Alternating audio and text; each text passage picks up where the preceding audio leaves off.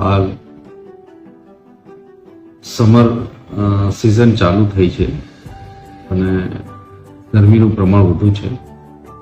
અને ગરમીના પ્રમાણને લીધે બપોરનો ટાઈમ ખૂબ જ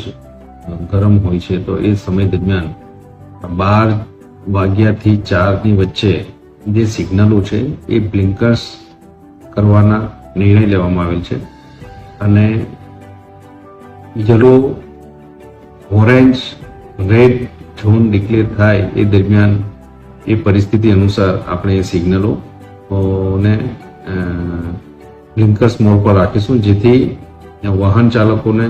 બિનજરૂરી ગરમીમાં ઊભા નહીં રહેવું પડે અને એને રાહત થાય. સાથે સાથે આપણે દરેક જે પોઈન્ટો છે 100 જેટલા જંકશનો છે, તો એના ઉપર પોલીસના માણસો તો હાજર રહેશે જ અને પોલીસના